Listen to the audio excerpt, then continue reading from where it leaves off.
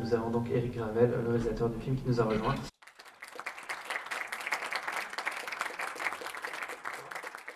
Bon ben, d'abord, Monsieur Gravel, Éric, merci d'avoir fait ce film. Merci. Merci à vous. Puis je voudrais remercier aussi au nom de notre petit groupe, le Cinéma de Lisieux, Marin Gérard, Lara et le pôle cinéma de l'agglomération pour avoir organisé ce petit stage de critique de cinéma. Voilà. Moi, j'ai une première question. Comment l'idée de ce film vous est venue? En fait, moi j'habite au nord de la Bourgogne, donc un peu là où habite. En fait, je ne le dis pas dans le film où habite le personnage, mais moi je suis parti, j'ai vécu. Bon, vous l'entendez avec mon accent, je suis d'origine québécoise, mais je vis en France depuis 23 ans. J'ai vécu à Paris longtemps. Et quand je suis parti habiter la campagne pour réaliser un rêve de Nord-Américain qui achète une vieille maison à retaper à la campagne, je me disais que je ferais des allers-retours à Paris de temps en temps. Et je me suis rendu compte que où j'habitais, beaucoup de gens le faisaient au quotidien, en fait. Alors que moi, le pari que j'avais fait, c'est que je le ferais moins souvent. Mais je me suis rendu compte que j'avais des voisins que j'entendais partir pratiquement à 4h30 du matin. Vous m'entendez? Voilà. Et donc, j'ai voulu parler de cette réalité que je n'avais jamais entendue, en fait, que je découvrais. Mais en même temps, je n'avais pas envie qu'on porte un jugement sur le personnage. Je n'avais pas envie qu'on se dise qu'elle habite trop loin. Et donc, je n'ai pas voulu dire dans le film exactement à quelle distance elle habitait de Paris. Je me suis dit, je vais laisser le soin au spectateur de s'imaginer à quel endroit elle accepte ou à quel endroit le spectateur accepte qu'elle habite. Alors, ma première question ressemblait à celle du jeune homme. Je disais, je me permets de vous demander tellement, vous connaissez la vie d'une travailleuse, d'une mère de plusieurs enfants qui est obligée de les quitter chaque matin pour aller bosser très loin, on l'a vu. Si vous avez eu un modèle pour écrire ce film, les détails sont tellement empreints d'une réalité souvent cruelle, ils baignent dans votre film une telle sensibilité que je me demande si vous avez une sœur, une mère, une grand-mère, une épouse qui vit ou a vécu pareille triste réalité dont vous racontez l'histoire. Eh bien, je vais vous surprendre, j'ai un père qui m'a élevé seul. Et le personnage qui m'a inspiré, le personnage. Non, au départ, j'ai voulu parler. Au départ, c'est une réalité que je connaissais un peu, c'est-à-dire qu'amener les enfants à 7h, puis qu'à 7h15, il est trop tard avant d'aller prendre le train. J'ai connu, je me suis juste transposé sur ce que ça pouvait donner, alors que moi, quand ça m'arrivait, ça pouvait provoquer des journées très compliquées. Je me suis dit, qu'est-ce que ça doit être pour une mère qui élève seule ses enfants? Et j'ai pensé à mon père qui m'a élevé seul et qui galérait aussi. Je pense, mon père, c'était plus pour les angoisses du personnage peut-être, ou sa volonté de réussite, où j'ai pensé à mon père. Et puis après, évidemment, il y avait, comme je dis, l'expérience personnelle et puis les évidences, quoi. Puis après, c'est le travail aussi du scénariste de se mettre dans la peau, de se mettre dans la peau de ces personnages et puis de trouver. Mais c'est vrai que, en tout cas, émotionnellement, j'étais très près de cette femme et je l'aimais beaucoup, donc je la ressentais de l'intérieur. Avez-vous envisagé d'autres fins que cette fin semi-ouverte où on voit Julie s'effondrer en larmes, peut-être parce qu'elle sent que c'est pas réglé pour autant pour elle? Non, c'était vraiment la fin que je désirais. En tout cas, depuis le départ, il y avait cette idée que cette espèce de côté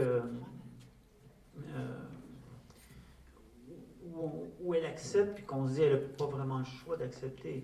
En fait, le film raconte ça, finalement. Elle raconte cette femme qui, pour moi, n'était pas une sainte, n'était pas quelqu'un qui fait des choix, en fait. Qui fait des choix et qu'on peut regarder ses choix et discuter ses choix. Et j'avais envie de quelqu'un qui veut retrouver sa vie professionnelle dans le temps, qui voit dans cette réalité son équation, même si plusieurs personnes tout au long du film lui disent que c'est peut-être pas le bon choix, mais qu'est-ce qu'elle peut faire d'autre en fait. Et pour moi, il y avait cette idée que, effectivement, elle accepte en se disant, en même temps c'est ce qu'elle voulait, puis en même temps, c'est dans quoi je m'embarque. Et donc, j'avais envie de cette fin qui qui est effectivement ouverte, qui pose la question des choix qu'on fait tous professionnellement, des choix de vie. Je pense que ça va au-delà du professionnel. Et là, effectivement, on voit bien que cette femme, le choix qu'elle fait, va l'amener peut-être à gagner un peu mieux sa vie, mais en tout cas, sûrement pas à retrouver un équilibre de sitôt. On voit bien que ça va être un travail exigeant avec Madame Delacroix, que ça ne va pas être de tout repos. Donc, moi, j'avais envie de finir sur ce questionnement, vu que tout le long, je me pose la question de ce rythme de vie. Et je crois qu'elle continue à... En fait, c'est ce qu'elle connaît. Donc, c'est ce qu'elle continue à... En fait, elle ne connaît pas autre chose, quoi. Ouais, moi, j'ai pris cette fin pour une fin joyeuse, hein, parce qu'avec tout ce qu'elle a dû subir, enfin, voilà. Alors, ça vous appartient. Ah ben oui, oui. Ça m'appartient, mais vraiment, j'étais convaincue de ça. Hein. Alors, question numéro 2. Votre talent de monter des scènes vives, intenses, avec un découpage si nerveux, qu'on ne s'ennuie jamais, donne au film une tenue haletante de polar. On veut savoir vite, vite jusqu'où vous irez. Et comment cette femme va se sortir de cette nouvelle situation. On vit un suspense délicieux, même si souvent on a envie de pleurer. Comment faites-vous pour filmer ces courses insensées?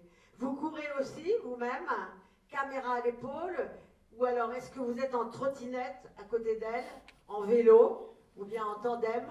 Moi, généralement, je cours pas. Non, mais les techniciens courent beaucoup. Ah, c'est pas Et vrai. moi, je suis derrière un écran, et puis je regarde et j'exige des choses, d'aller plus vite, d'aller encore plus vite, que ça soit plus intense. Moi, j'ai le beau rôle, finalement. Mais... c'est le technicien qui court. Ah oui, oui. Ben, on a utilisé plein de techniques, en fait. Parfois, c'est avec un vélo. Il y a un type de vélo avec une plateforme où on peut mettre le caméraman peut être dessus avec la caméra. Des fois, c'est un steadicam, c'est-à-dire c'est vraiment le mec avec le steadicam, mais ça dépendait du moment de la journée. C'est-à-dire que j'avais envie que par exemple, quand elle était au travail, ou qu'elle court pour aller au travail le matin, comme elle est plus en forme, elle a encore de l'énergie, j'avais envie que ça soit fluide. Et plus la journée avance, moins les choses sont fluides, fait que plus ça devient une caméra à l'épaule. Donc on variait comme ça pour être au plus près des sensations du personnage et comment elle se sent. Chapeau. Jamais ça remue. On ne vous voit pas remuer, enfin. Ah oui, ça remue parfois, oui. Il y a des moments où ça remue même pas mal. Mais on choisit à quel moment ça remue. Il y a une question dans la salle, là. Bonsoir, merci pour ce beau film. Et moi, je voulais vous demander si vous aviez tout de suite pensé à Laure Calamy pour le choix de votre actrice. Et puis, dans quelle mesure elle avait pu participer à l'élaboration de son personnage aussi?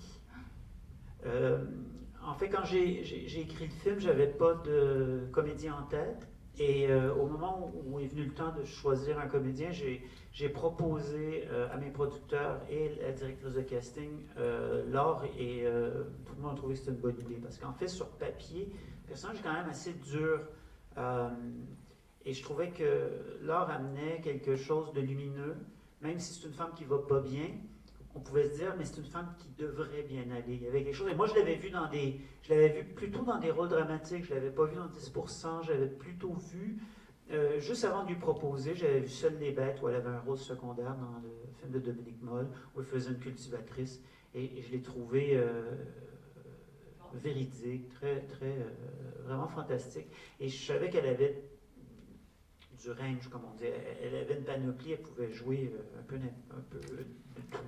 Donc, c'est sûr que je sentais qu'elle avait l'énergie. Et puis, quand on s'est rencontrés, ben, en plus, j'ai appris qu'elle adorait courir, que c'est une militante, une femme engagée. Donc, rapidement, quand on a commencé à parler du personnage de Julie, on voyait la même femme. Et donc, ça a été assez simple, en fait. On n'a pas parlé longtemps, on se comprenait. On a tout de suite compris ce qu'on avait envie de raconter de cette femme. Après, Laure est très généreuse, donc à partir du moment où on a commencé à travailler, moi je pouvais lui demander de faire des scènes de plusieurs façons, et elle me le donnait, parce que des fois les acteurs ne vont peut-être pas chercher à donner trop de variations pour garder l'authenticité du personnage comme ils le voient. Mais Laure, elle me donnait des variations, et après, à moi de choisir en montage ce qui était bien. Donc, et puis on s'est très bien entendu, donc c'est sûr que ça simplifie les choses. Ouais. Quelles impressions dans le public après avoir vu ce film scotchant? Y a-t-il des commentaires? Sinon, moi, en attendant, j'ai une question. Qu'avez-vous voulu nous dire dans les toutes premières scènes en filmant Laure Calamy au plus près de sa peau, avec en bande-son sa respiration? Ben, je savais que je faisais un film qui ne s'arrêterait pas à partir du moment où elle se réveillait. Fait que c'est peut-être le moment de répit avant que ça démarre. Oui, j'avais envie de montrer ce qu'on ne verrait plus, c'est-à-dire un moment de repos. Et c'est aussi une façon d'amener, pour moi c'est une façon d'amener aussi, avec ce souffle répétitif, c'est une façon d'hypnotiser aussi, d'amener dans une histoire, de glisser dans un film. J'aimais tout ça mélangé ensemble, donc ça me convenait sur une ouverture, sur une façon d'amener dans le film, mais surtout, comme je dis, c'était à la fois ça et à la fois montrer en fait ce désir de repos qu'elle cherche tout le long et qu'elle ne retrouve pas. Il y a une question là. Allô? Ah, c'est bon. D'abord, félicitations pour le film. J'ai été vraiment happé tout le long. Bravo. Et ma question, c'est comment vous avez fait pour diriger les enfants? Diriger les enfants, c'est vrai que c'est un peu particulier. Les méthodes sont légèrement différentes. Évidemment, on n'a pas une conversation sur un plan trop intellectuel avec les enfants, c'est-à-dire qu'il faut aller à l'essentiel, être simple, les amener dans l'état. Ça se passe beaucoup au casting, je dirais. C'est-à-dire que les deux enfants qui sont à l'écran, le garçon et la fille, s'entendaient très bien. Et s'entendait très bien avec moi. On faisait comme une espèce de trio où, en partant, en casting, on voit beaucoup d'enfants pour trouver des enfants qui ont envie, premièrement, qui ont envie de jouer. Donc là, c'était deux enfants qui avaient envie de jouer. On était sûr de Nolan, mais pour la jeune fille, on avait deux choix. Et il y avait une deuxième jeune fille qui était excellente, mais Nolan la sentait pas. Il figeait quand il était avec elle. Donc on savait que ça ne pouvait pas fonctionner. Fait qu'il faut trouver cette alchimie. Et ensuite de ça, moi j'ai un coach enfant, c'est assez fréquent, qui, pendant que moi, par exemple, je prépare une scène, prend le temps, parce qu'évidemment avec les enfants, c'est plus long, prend le temps de parler aux enfants, de leur faire des exercices. Des fois, c'est des exercices de respiration, pour les focusser, en fait, pour qu'ils soient attentifs, qu'ils arrivent au moment, à l'instant T, où moi je les retrouve, où ils me retrouvent, et à ce moment-là, ils sont ouverts à jouer une scène, à écouter des instructions, et là, on a une petite fenêtre de tir qui n'est pas très longue, dans laquelle on peut leur demander des choses, et par exemple, Nolan, je sais que moi, en casting, dès les premiers essais, je me disais, il y avait quelque chose que je trouvais très intéressant, c'est quand on lui demandait quelque chose, il ne réfléchissait pas, il le faisait. Comme s'il n'y avait pas de fil, comme si c'était carré. Il ne jouait pas, en fait. Il donnait. Bon. Et là, on se dit, oui, on a quelque chose de brut, on a un truc tout simple. Ce qu'on demande parfois à des acteurs adultes, c'est de dire, réfléchis pas. Et hier, j'entendais je ne sais pas si les gens écoutaient France Inter, mais il y avait Robert Mitchum qui... Non, c'était ce matin. Non, c'était ce matin. C'était Robert Mitchum qui écrivait sur ses notes ne pas réfléchir, ou un truc comme ça, en voulant dire, non, rien à faire. En voulant dire, l'acteur... beaucoup de scènes où il joue. Ben, il ne joue pas. Il fait juste faire ce qui est écrit sans réfléchir. Ben, il faut quand même apprendre son rôle. Ben, ça dépend. En cinéma, c'est tellement court qu'on peut, à la limite, si on est clair dans ce qu'on veut faire, mais par exemple, avec les enfants, c'est le cas. On ne leur demande pas d'apprendre leur rôle. On ne leur demande pas d'apprendre des textes. Ou en tout cas, les textes, ils les apprennent au moment où ils s'apprêtent à jouer, puis on essaie de ne pas leur donner des trop longues tirades. En tout cas, c'est comme ça que j'ai procédé avec des enfants de, 5-6 ans. Et puis le garçon, quand il pleure, ben ça, il me le faisait en casting. D'ailleurs, sa mère me disait, il essaie de le faire avec moi, puis ça marche avec tout le monde, sauf avec moi. Mais il pleurait sur commande, donc on n'a pas eu besoin de beaucoup martyriser un enfant de faire pleurer.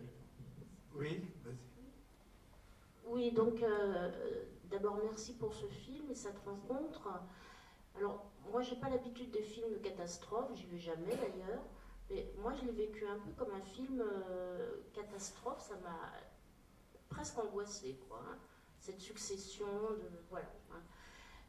Mais sinon, je voulais vous demander pourquoi ce choix de milieu professionnel, femme de ménage dans un grand hôtel, et parce que là, on voit vraiment qu'il y a un apprentissage des gestes professionnels, une connaissance du milieu, et voilà, pourquoi ce choix et comment ça s'est travaillé dans la pratique, parce qu'on voit bien que c'est tout que l'apprentissage a été fait. Hein.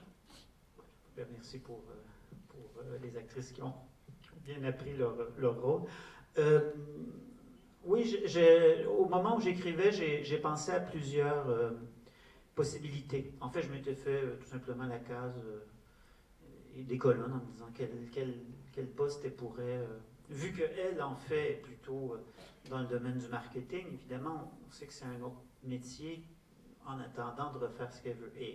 Et je voulais que ça coche plusieurs cases. Et je voulais que ce soit un métier manuel, qui soit assez technique, qui demande des compétences, mais qui, en temps de grève, puisse être un peu hors sol. Et effectivement, dans un palace 5 étoiles, il y avait quelque chose de l'ordre... Moi, j'aimais bien l'idée que, justement, elle est au service de gens qui ont absolument...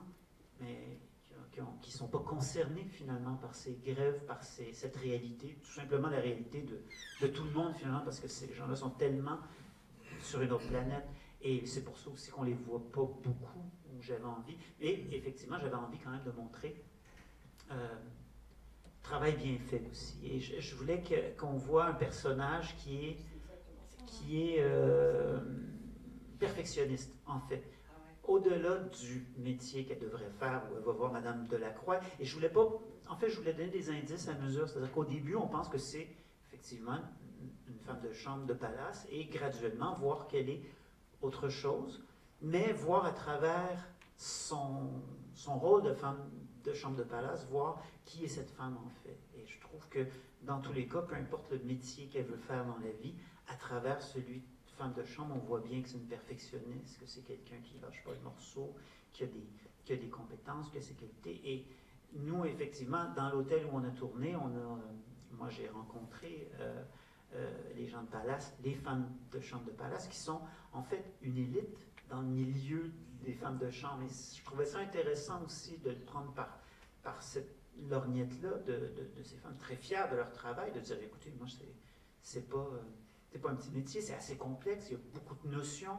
Et évidemment, mes actrices ont passé plusieurs jours, j'ai passé plusieurs jours avec elles, mon directeur artistique aussi, à suivre les gens qui travaillaient dans différents métiers et voir leur expertise. Et, par exemple, quand elle dit les petites phrases, attention, des fois les clients mettent des petits trucs dans les boîtes, puis c'est des anecdotes, c'est la réalité de ce qui se passe parfois. Donc, les matières fécales sur les murs, c'est vrai. Ben ça, oui, en fait, ça, j'avais écrit cette scène-là, puis après, quand on rencontrait des femmes de chambre, ils nous ont toutes raconté des histoires scatologiques. Il y en avait pas une qui en avait pas. Ça, je n'arriverai pas à l'expliquer, mais effectivement. D'autres questions dans la salle, d'autres réactions. Allez, il y en a deux. Bonsoir. Bonsoir. En tout cas, votre film est très très bien. J'ai beaucoup apprécié. Je voulais juste savoir ce que vous allez faire une suite. En fait, je ne vais pas faire une suite, mais là, je prépare un film qui est encore sur un territoire qui est non urbain. C'est-à-dire que c'est peut-être là où elle vit, mais avec des personnes qui travaillent, qui ne sont pas du milieu agricole et travaillent dans des zones agricoles, des infirmières libérales. Je suis en train d'écrire une histoire qui parle encore de travailleurs, mais qui prennent leur voiture pour aller travailler, qui sont sur le terrain toute la journée. Voilà. Donc c'est une espèce de diptyque avec plein de temps. Votre film a été très bien reçu en France. Je voulais savoir si, je suppose qu'il a été distribué dans un certain nombre de pays étrangers, s'il a été reçu de la même façon à l'étranger. Autrement dit, ce que vous décrivez là, est-ce que c'est franco-français ou est-ce que c'est une vérité plus générale? En fait, moi, le film a commencé à Venise, en Italie, a été présenté à la Mostra et j'étais, tout de suite, j'étais heureux d'apprendre qu'il intéressait les Italiens. Et en fait, j'ai eu plutôt l'inquiétude de me dire quelle réaction il y aura, parce qu'il a commencé par être à l'étranger et bien réussi à l'étranger, et j'ai plutôt eu peur de la réaction en France, vu que ça parle de grève, ça parle de sujets délicats et d'une réalité d'ici, et qu'effectivement, quand on parle d'une réalité qu'on connaît, on peut plus facilement juger de l'exécution. Mais j'ai beaucoup accompagné le film dans beaucoup de pays et malheureusement, c'est une réalité que connaissent énormément de gens dans énormément de pays. J'aurais tendance à dire, par exemple, j'étais à Rio et les gens à Rio, en fin de compte, ils me disaient que c'était plus leur réalité que la réalité française. Pour eux, le film, il parlait plus d'eux que des Français. Donc, comme quoi, ils se l'appropriaient et ils se disaient, oui, les femmes de chambre, des femmes qui gagnent des petits métiers, qui doivent faire 2 heures de route de transport à tous les jours, on connaît. Et même chose à Séoul. C'est des mégapoles gigantesques où c'est des problèmes d'étalement urbain, en fait. Et en fait, partout les gens se reconnaissaient. Et ce qui était intéressant aussi, c'est que les gens disaient, comme vous l'avez dit tout à l'heure, les gens disaient, soit ils se reconnaissaient, soit ils reconnaissaient une sœur, une mère, une amie. Donc en fait, c'était des réalités que, semble-t-il, tout le monde reconnaît. Mais en tout cas, voilà, pour répondre à votre question, oui, partout où j'allais, les gens se reconnaissaient. Je continue ce que disait Benoît. Quand vous prenez le début du film, où elle dort, où on entend sa petite respiration, il y a une espèce d'atmosphère qui nous emplit, on est content, on a l'impression qu'on pourrait être allongé à côté d'elle. Et ça, c'est formidable. Il y a une intimité comme ça, pour nous aussi. Hein. C'est très très intime ce début de film. Alors après, ma question. Elle est un peu particulière. Alors, pourquoi avez-vous choisi que Laure Calamy ne reçoive pas le baiser qu'elle attend de la part de ce bel acteur noir en face d'elle? Est-ce que vous vouliez qu'elle joue jusqu'au bout son rôle de mère courage, c'est-à-dire avec une conscience aiguë du bien-être de ses enfants? Parce qu'à mon avis, c'est ça, mais bon. Donc, pas le temps d'une romance, pas l'envie non plus d'une romance. Ça aurait été un frein puissant à ce que vous vouliez montrer jusqu'au bout, c'est-à-dire la volonté farouche de se sortir de la mouise, et ce, pour ses enfants. Le personnage méritait tellement cette volupté. Nous, on pense qu'elle en avait besoin pour remplir son réservoir de bravoure. Elle avait envie de se faire embrasser par ce monsieur. N'y a-t-il pas du sadisme de votre part que d'interdire à cette femme une toute petite mais intense jouissance dont elle avait besoin?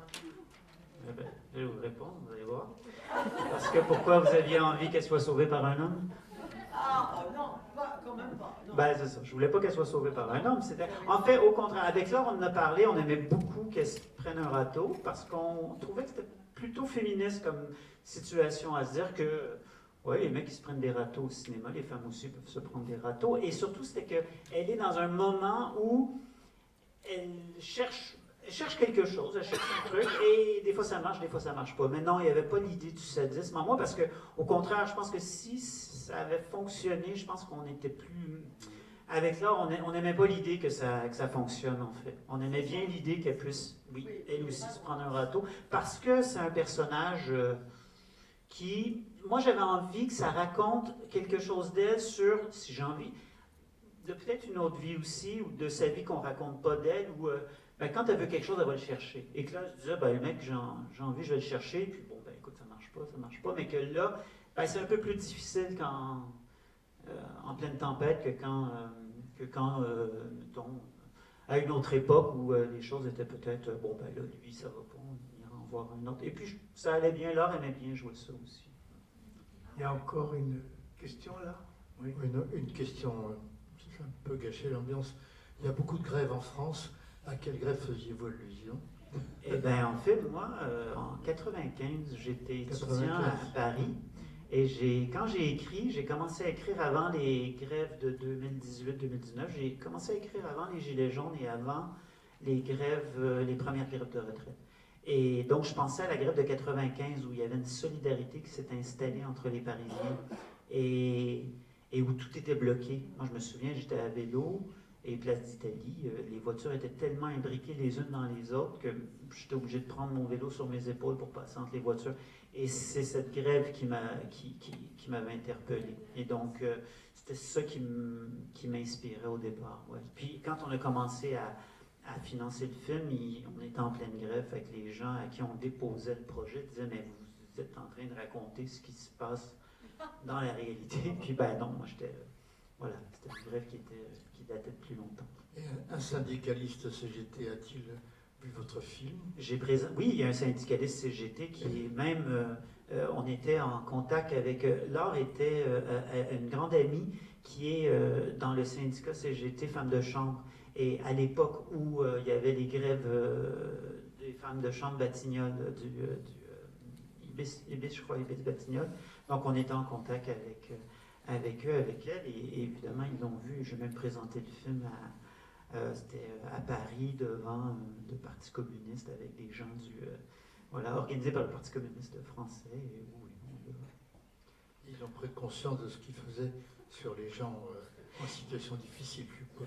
Ben, je pense que c'est une réalité dans tous les cas. Moi, je n'avais pas envie d'antagoniser qui que ce soit. D'ailleurs, je ne parle pas contre les grèves et on n'a pas eu de problème parce que d'ailleurs, il fallait tourner avec l'accord de la SNCF. On tournait dans des... et comme le film n'est pas là pour taper sur les grèves, mais plutôt... Moi, je vais vous donner un exemple. Moi, je prends la ligne P. En fait, je m'en vais vers... donc, je prends la ligne P jusqu'à Provins. Je m'arrête à Longueville et puis je prends une voiture et je rentre chez moi.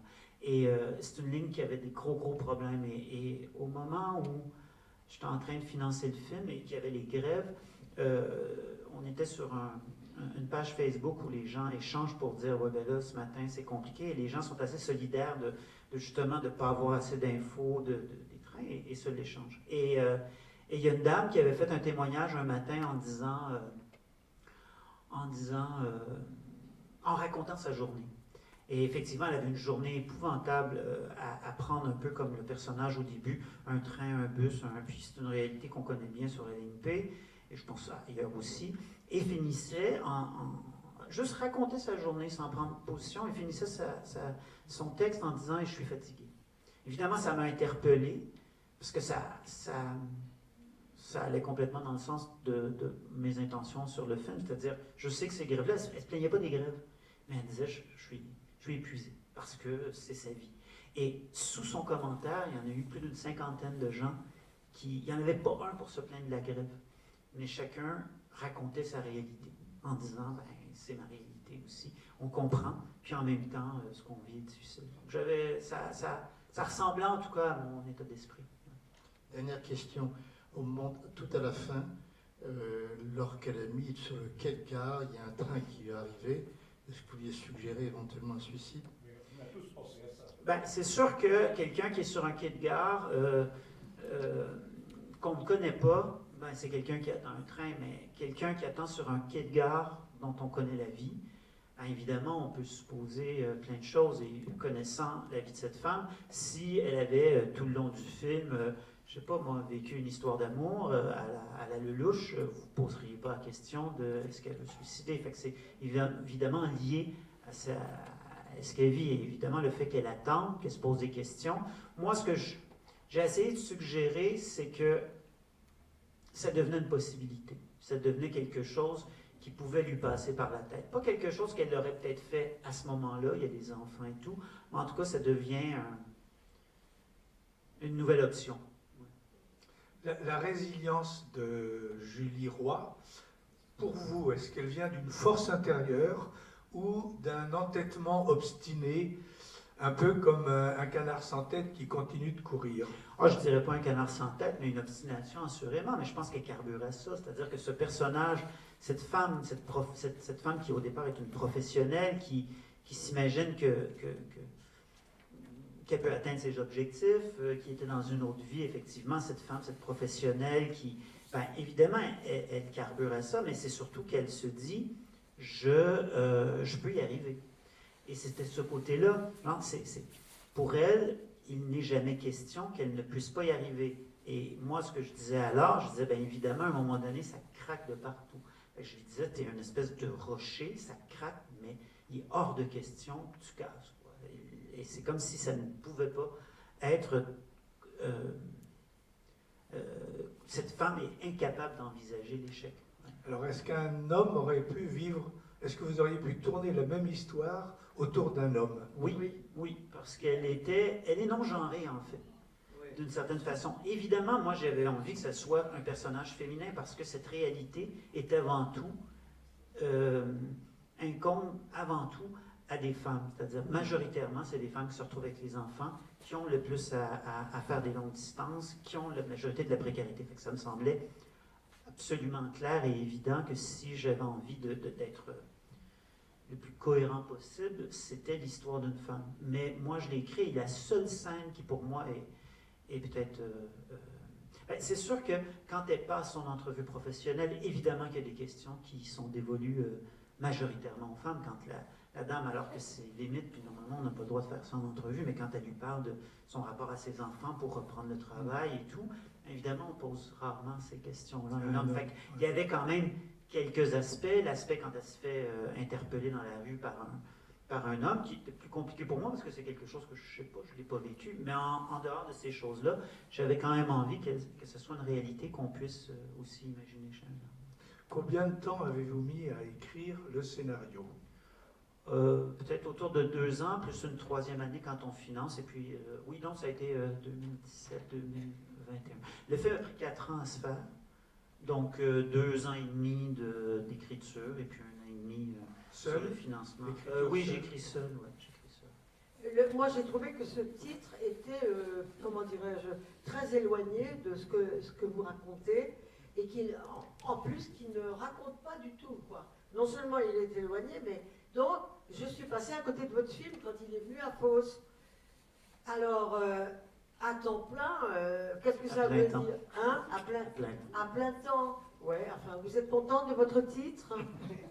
Oui. Oui, d'ailleurs, oui, la plupart des pays, en plus, ils l'ont traduit avec... Parce que ça existe partout, à plein temps. Mais oui, moi, j'aimais bien à plein temps, après. Comment est-ce que vous avez fait pour que votre comédienne tienne le coup, jamais ne pleure en jouant, ça aurait pu lui échapper, hein, puisqu'elle est sincère. Comment avez-vous fait pour qu'elle n'étale jamais de narcissisme non plus, et qu'elle puisse offrir ou garder toujours un visage pur, si pur, un visage ange, je l'appelle moi, blessé de l'intérieur, lorsqu'elle a mis jamais prise en état flagrant de faux pathos? Quel directeur d'acteur êtes-vous? Bravo. Merci. Oui, non, le pathos, c'est sûr qu'on voulait l'éviter, vu que l'histoire est tellement difficile. Puis comme je racontais sur ce personnage qui dit « je dois pas, c'est pas possible, ça fait pas partie de son ADN de craquer », et qui quand même se met à craquer, mais on a eu des scènes où on a joué avec des scènes où elle pleurait, puis à un moment donné, mais on savait qu'on avait peut-être envie qu'elle pleure uniquement à la toute fin. Donc, d'une certaine façon, ça nous donnait notre indication et notre ligne conductrice, c'est-à-dire que les moments où elle pourrait pleurer, bien évidemment, il y a des moments où elle a envie de pleurer, mais elle ne le fait pas, sauf devant le miroir. Devant le miroir, c'est une scène que j'aime beaucoup. Je lui dis, écoute, ça sort tout seul. Et comme on entend à la radio que effectivement, les mouvements sociaux ça se met à craquer de partout. Il y avait cette idée qu'à la fois on voit cette femme qui craque de partout et à la radio, une société qui craque de partout aussi. Il y avait cette idée de ce collectif et de ces individus qui se mettent à exister. Voilà, on a toujours ces deux pendants. Qu'est-ce qui se passe collectivement et qu'est-ce qui se passe individuellement. Puis à ce moment-là, dans le miroir, il y a ce moment-là. Et c'est vrai qu'avec Laure, ce qui est magnifique, c'est que moi, je lui dis, je me souviens, cette scène-là, je lui avais dit, écoute, tu te maquilles et tu veux pas pleurer, mais ça pleure, et puis tu enlèves, ou en tout cas, tu te remaquilles par-dessus. Ouais. Je lui ai dit, c'est plus facile à dire qu'à faire, donc écoute... non, mais elle est toujours pure, elle est toujours droite, pure. C'est magnifique, hein, c'est vrai. Si vous l'avez voulu comme ça, chapeau. Hein. C'est beau, c'est très très beau. Ouais. On va bientôt terminer. Y a-t-il encore des réactions à partager? Ce n'est pas, enfin, je ne l'ai pas vu, c'est pas un film militant. Je suis quelqu'un qui non, je ne crois pas que c'est un film militant. C'est sûr que j'ai mes convictions, hein, après avec des convictions. Oui, non, je dirais même, non, je dirais pas j'ai mes convictions, j'ai mes interrogations, en fait. Ce que je préfère, j'avais envie d'ailleurs, je parle de la classe moyenne, je parle d'une femme de la classe moyenne. Moi, je viens d'un milieu très, mon père était journalier, gagnait très mal sa vie, on avait de la difficulté à chauffer au Québec, donc je viens d'un milieu très pauvre.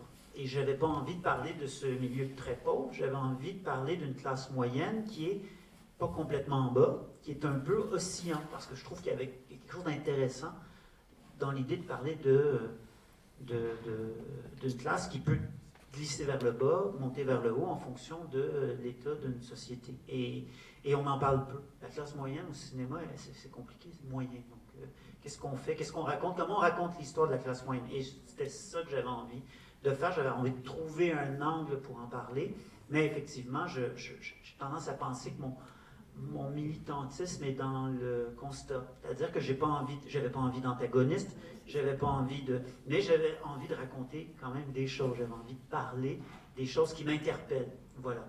Donc j'avais plutôt cette idée de questionnement. D'ailleurs, à la fin, effectivement, pour moi, je finis sur aussi ce questionnement de dire qu'est-ce qu'elle cherche, qu'est-ce qu'elle veut. Je trouve ça plus intéressant. Je me dis, c'est une façon de partager des interrogations. Par 2 fois, il dit dans le film, si j'avais pu, j'aurais fait la grève. Oui, ça, on se disait que c'était important qu'elle le dise, parce que sinon, effectivement, on aurait pu avoir cette idée qu'elle est peut-être anti-grève, vu que c'est quelque chose qui lui met des bâtons dans les roues, mais non, c'était pas l'idée, quoi. Est-ce que votre prochain film, ou vos prochains films, resteront dans ce domaine féminin et social? Le prochain, il va y avoir un peu plus d'hommes, parce que ça, c'est à plein temps mon deuxième film. Oui. Le premier, Crashta Saglaé, c'était les ouvrières qui partaient garder leur emploi en Inde, qui partaient de la France dans un road movie pour aller en Inde. Donc, ça parlait encore du milieu ouvrier, du milieu du travail plutôt, et de femmes au travail. Le prochain, il va y avoir comme je disais tout à l'heure, il va y avoir des infirmières libérales, une agente immobilière, une femme de ménage, mais il y aura des hommes aussi cette fois. Il y aura des hommes. Voilà, donc je vais être un peu plus 50-50. Ok. Moi, un grand merci pour ce film. Merci beaucoup. C'est formidable.